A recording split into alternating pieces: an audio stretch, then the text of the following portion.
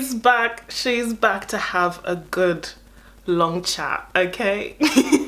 I've got my tea, and today's quote is, serve all in truth, in compassion, and in grace. I love it. It's still too hot. Hi, my name is Scola, and you are just perfect. In fact, you're a little bit too perfect. Welcome back to my channel. Today, guys, we're gonna be revisiting a conversation I started 3 years ago. The skinny era is here and it's in full force. Let's unpack it and see how we're gonna survive it.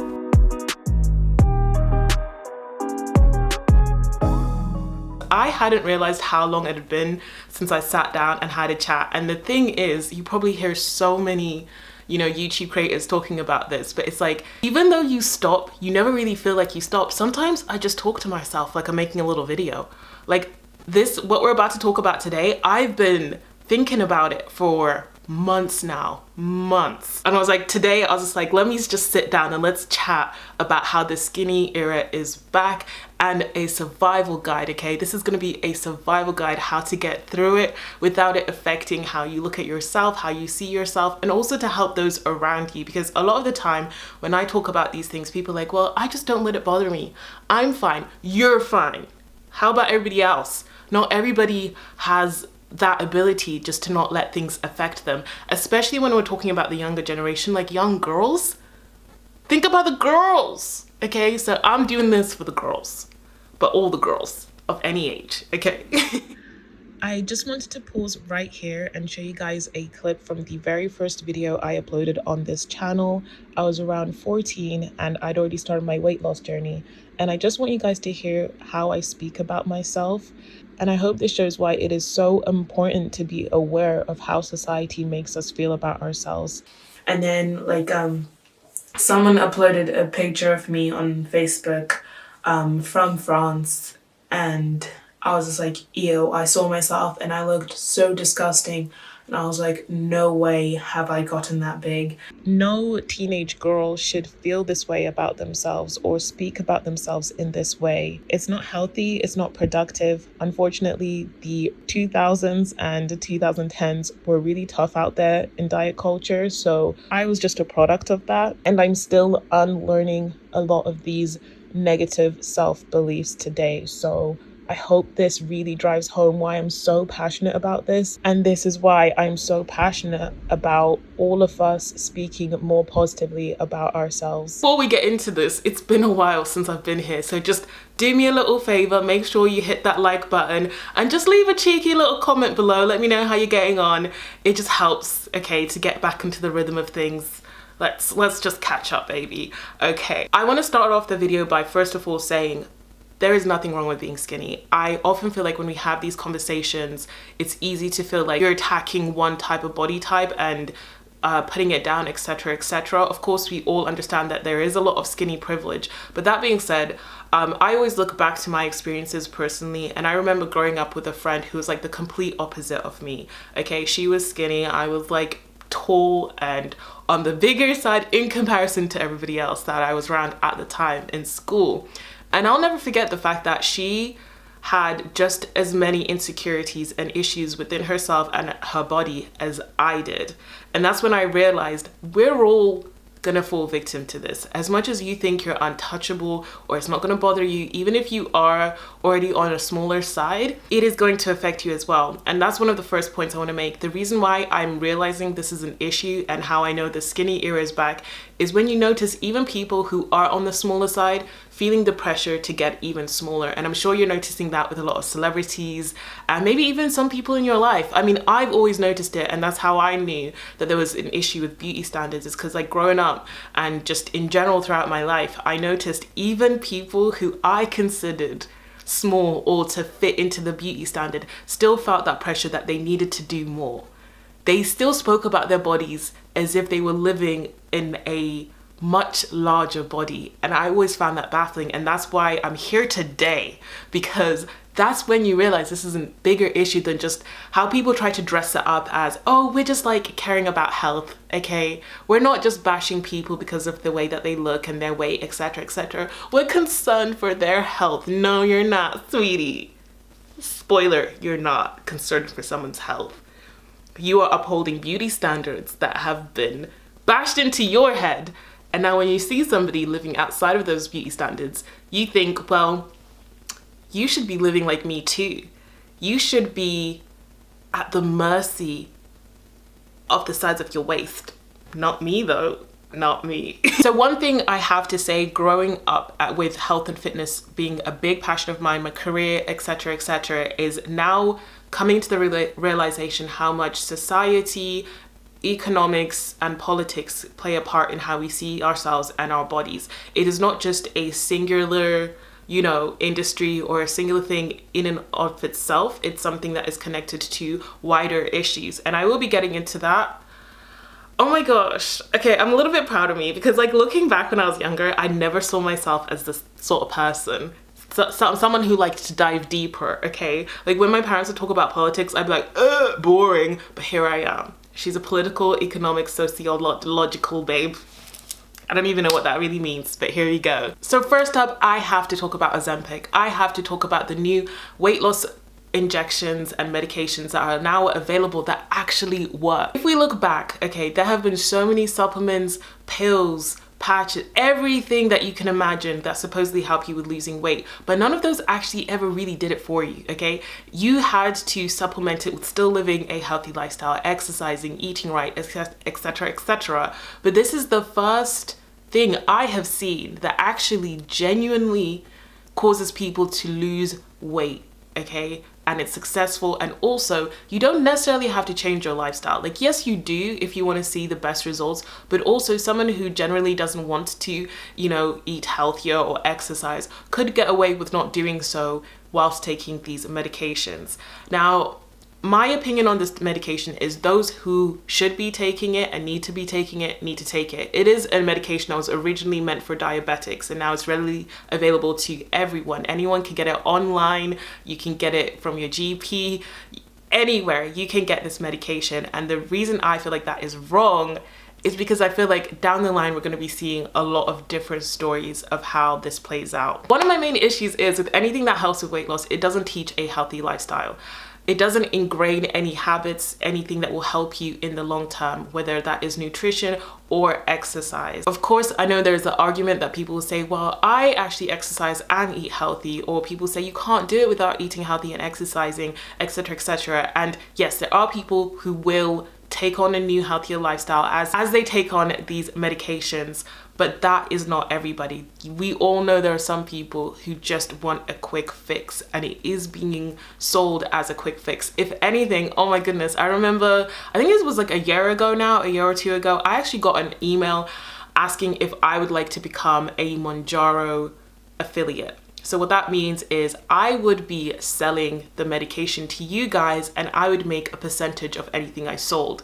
Now, I don't know if that feels sinister to you guys, but it definitely feels sinister to me, because what it is showing is this is just a product to make money. This is just about profitability. And when it comes to one's health, that is a little bit worrying, and that is a little bit scary to me, because what sales tactics was I going to use in order to sell it? Yes, you could be as simple as just like, I'm taking it, I'm using it, see how it works for me, it will work for you too. However, we all know, as we've seen with the rise of like TikTok Shop, for example, the average person, the way they decide to go about sales tactics can be not always morally or ethically correct, and that is already an issue I struggle with in the health and fitness space. Even personal trainers just selling their plans usually use your insecurities in order to sell you something. They're going to mention, you know, unbigging your back. They're going to mention getting a tiny little waist, and all of these things that feed off of something you're already insecure about, and making it sound like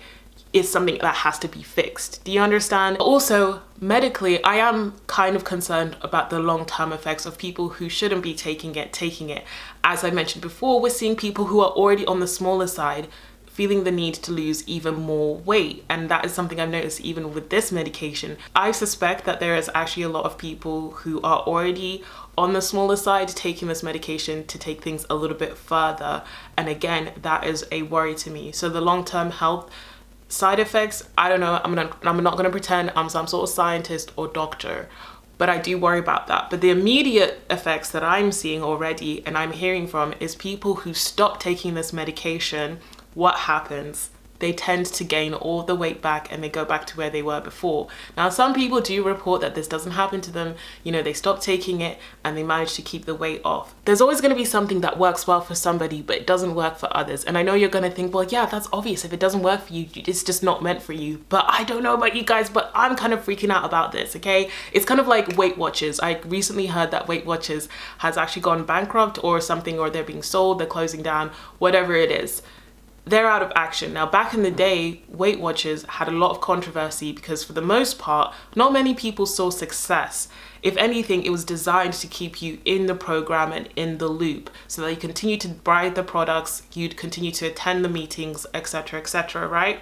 I keep saying etc., etc., etc., etc., etc.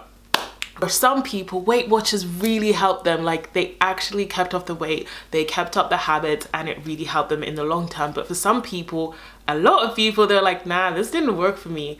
So I should put that out there, that something will always work for somebody and it might not work for others. But the way something is marketed and is pushed into the world is where I have an issue with it and I have a problem with it.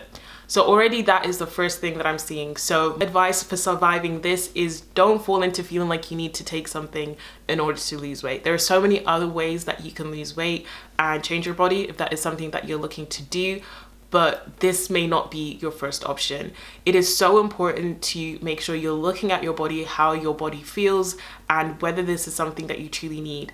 Now, I'm gonna get into this because I have a condition called hypothyroidism, right? So I started gaining weight out of nowhere, specifically in my early 20s. So I'm in my late 20s now. So I started getting weight out of nowhere despite the fact that I was working out, I was like eating healthy, I was a health and fitness nut, like that. It was my whole entire life, right? If I had just focused on the fact that I was just gaining weight and that was the only thing I cared about, I would have ended up doing all these methods, all these crazy things just to take care of that. But in reality, I was dealing with so many other symptoms.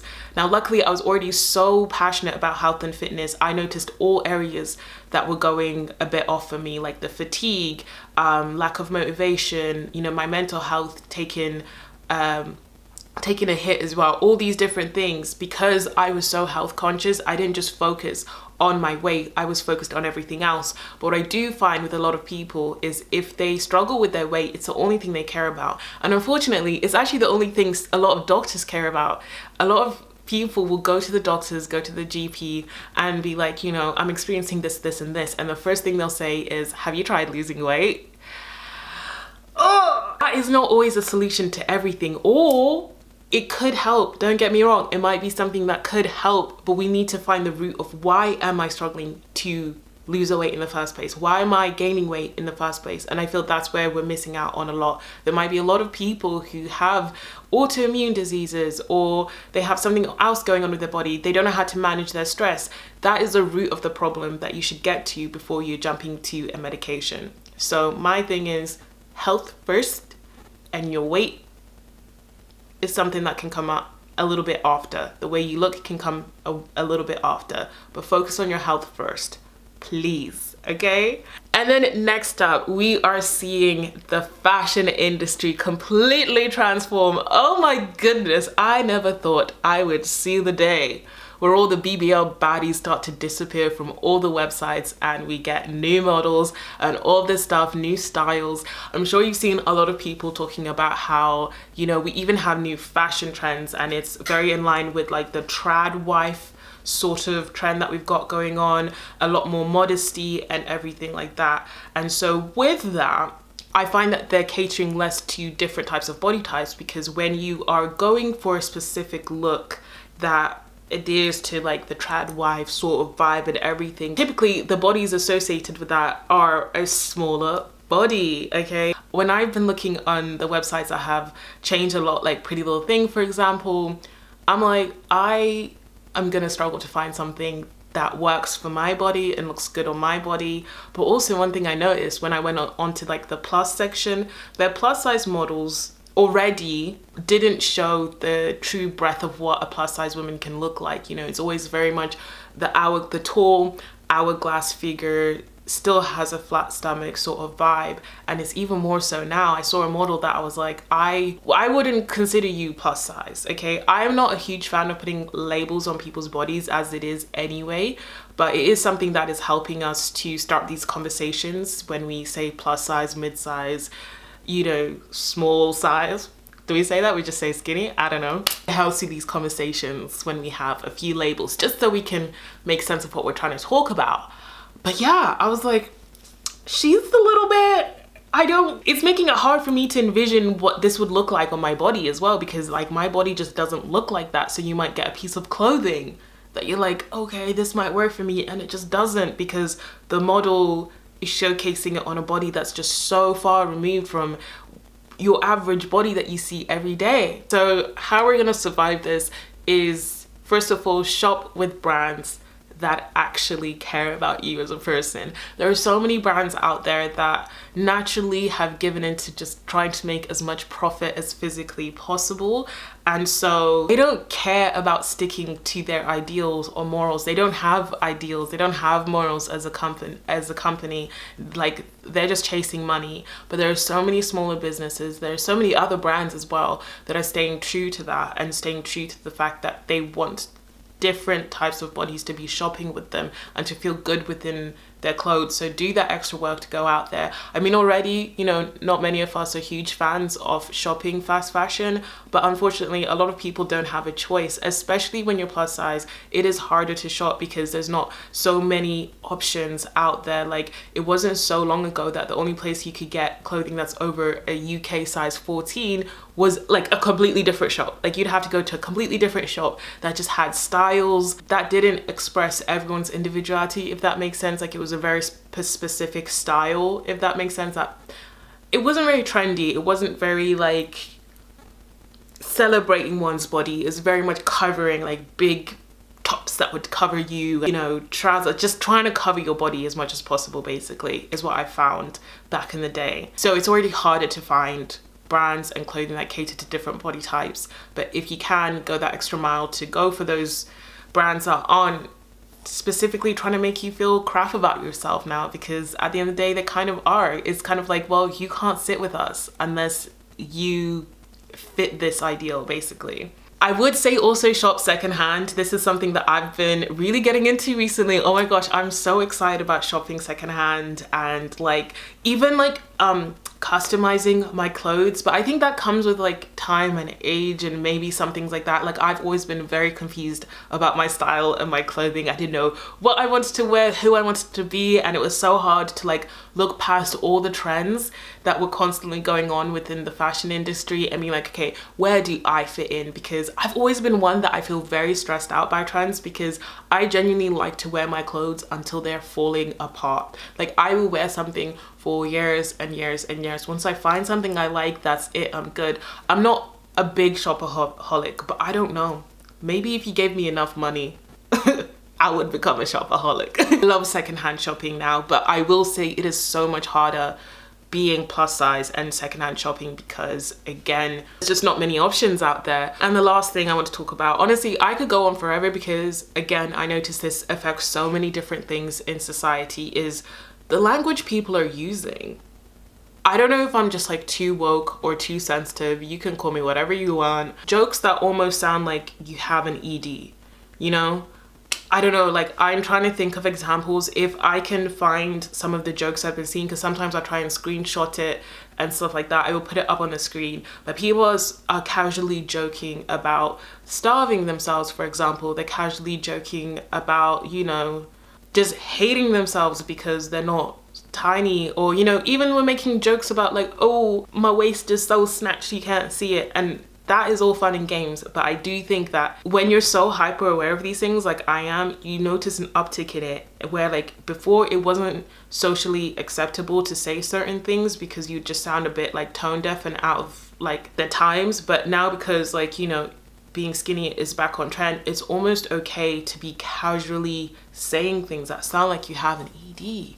Okay, editing scholar here. So I found an example that I can show you guys in my screenshots. So here you can see a video saying like, catch me in newborn clothes this summer. And then someone left a comment that was like really funny as well. Like, I'll put my hands up and say, I do chuckle at these things. At times I have a questionable sense of humor. Arrest me. What can I say? However, I feel like it's a good example to show a sign of the times that these jokes are like casually being put out there again. You know, back in the 2010s or early 2000s, a lot of the time, like female comedians would make a lot of these sorts of jokes about themselves and self-deprecating jokes and stuff. And I can like feel it creeping back in a lot more than it used to be. I really hope you can hear me over my washing machine. So it's not like I want to be a party pooper. Like, you're not allowed to make these jokes. I'm just saying, like, it's a sign of the times, and maybe just become a bit aware of it. Yeah. Call it out, because these are the little things that sneak into our society that take so long to get back out again. And we need to start shaming people when they're casually self-deprecating about themselves, and it's around to do with their weight. And you know, you're hearing people just like making jokes and making comments and stuff like that. Like, say that's a bit weird, isn't it, to say that? Like, make a casual joke about starving. That's not cute, is it? Just say something, okay? Because that's one thing I've done in my life, and like, I find that people avoid talking to me about, not they avoid it, but like, if you're gonna have a conversation with me about weight loss or your weight or feeling a certain type of way about your weight, if I hear it's of a negative tone, of it's not helpful, it's not progressive, I will just keep my mouth shut. I will say something, but if I notice it's like not making a difference to how you see the world and see your body, I will stay quiet, and I just will not engage in the conversation anymore, because I'm tired of hearing the women around me speak about themselves in such negative ways just because of the way their body looks. And it's so disheartening, because it's like, a lot of the time it's an amazing woman who has so many achievements, overcome so much, done so much, but like, just because they are of a certain weight or a certain size, they feel lesser than, they feel incomplete, they feel like they are not enough, they feel like they need to do more because of the way they look. And that's always going to break my heart. Don't get me wrong, I'm all here for people wanting to transform and change their bodies, but being stuck in this perpetual cycle of always commenting or looking down about something about yourself that you want to change but also isn't changing, no matter what, it just seems like you can never be happy about it. Like, you have to look inward and make a change, because you don't want to look back on your life and be like, all I did in my life was, you know, talk negatively about myself and my body. Your body kept you alive. Do you know how much your body is doing every day to keep you going? Do you know how many people would love to have your body? But even when we say that, you know, people automatically think about the way that it looks. Think about the way your body functions. And that's one thing people don't even realize. Like, I saw a stat the other day, like 1 in 5 people, 1 in 4 people, let me just take a step, in their lifetime will become disabled at some point. Like, you sitting here, at some point in your life, you could become disabled. And that can look like anything. It could be anything happening with your health, that one day you're gonna look back and just wish you'd just enjoyed your body when you were capable of doing whatever you wanted with it, and just celebrating it for the fact that it is where it is.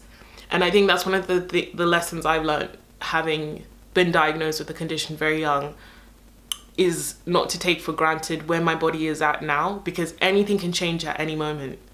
You know, even if you think like, oh, even if you are struggling with something with your body right now, health-wise, it could be so much worse.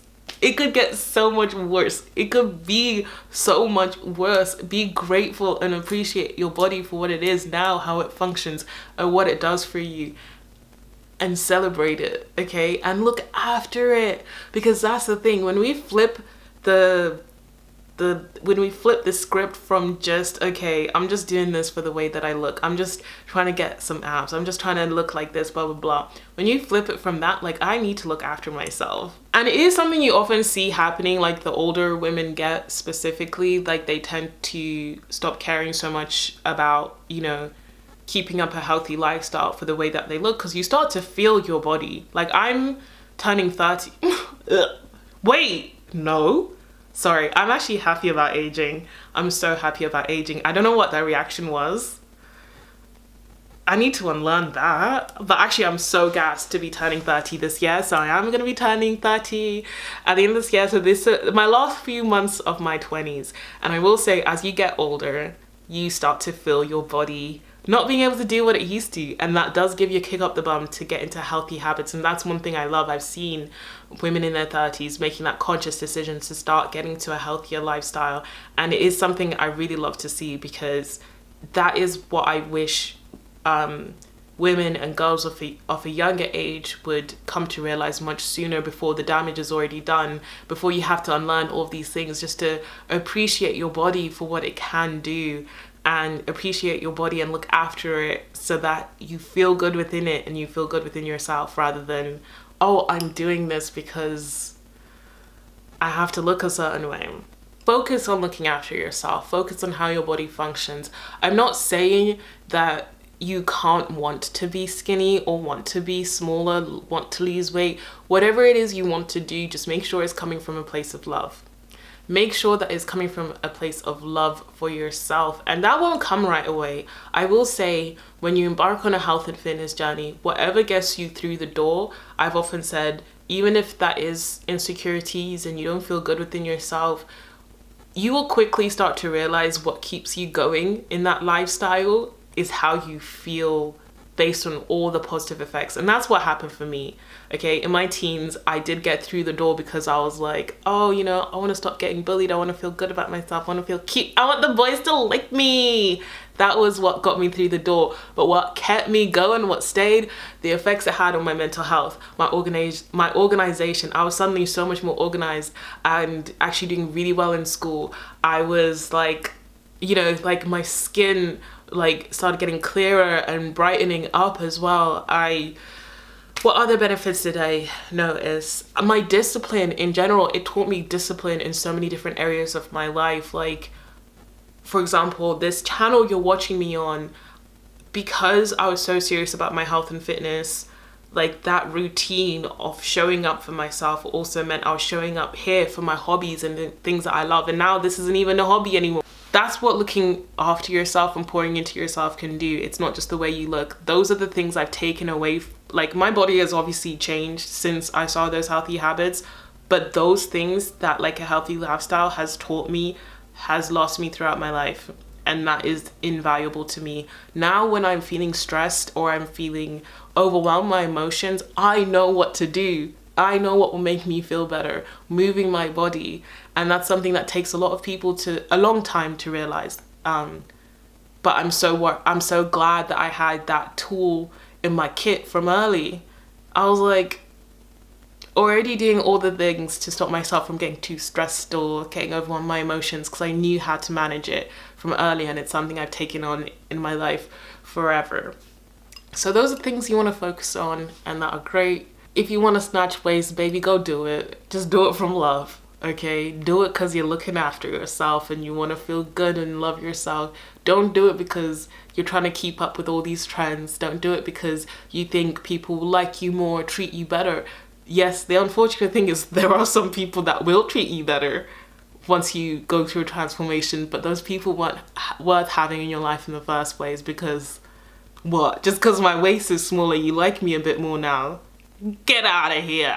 Get out of here. Alright, anyway guys, I think I've done enough chatting and going on and on today. I could have just kept chatting and going for much longer. I'm sorry if it was a bit all over the place. I was just warming up. I'm back, baby. But we'll be doing more chatting. So the next video that is coming up in the next few days is going to be what happens when your favorite celebrity or influencer, body positivity influencer or celebrity decides to change their body. We're gonna be getting into it. But anyway guys, thank you so much for watching today's video. Make sure you join the conversation, leave a little comment down below. It keeps me going too. It keeps me right. We're having a little chat and I like it. But anyway guys, don't forget, you're perfect just the way you are. And I'll talk to you guys later. Bye. Bye.